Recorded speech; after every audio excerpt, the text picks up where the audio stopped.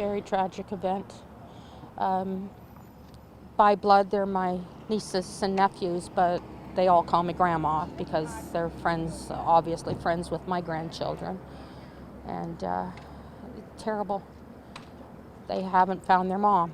She's in the building somewhere, and they don't know if she's gone or if she's there.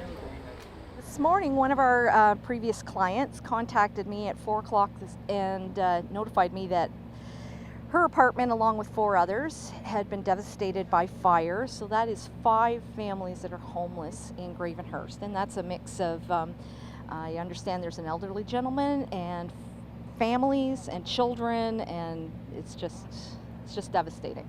But the support has been unbelievable. The first people, one of the first people were the Bukers. They showed up with pen in hand and paper, took down the kids' sizes and any of their needs. Then they handed out gift cards from Giant Tiger, came in. We've had a grief counselor on site the whole time. Very, very supportive.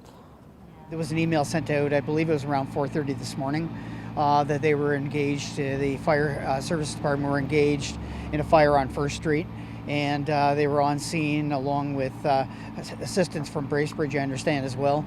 I understand at this point in time, I believe it's just after 10 o'clock, and fire has been extinguished. The OPP are on scene, fire marshal.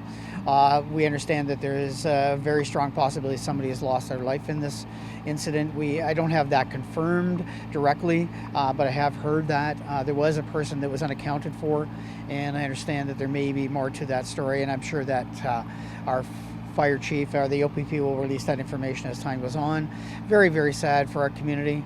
We never want to see this happen, and certainly there were apparently quite a few that lived in this residence, and of course now though that I understand it's been destroyed, so those people will now be looking for homes within the Muskoka area, Gravenhurst in particular. So I know that victim services are immediately called in these circumstances, as well as the District of Muskoka Social Services. So I know there'll be lots of support to try to provide those that have been put out from their home as a result of the fire, and those that are involved directly.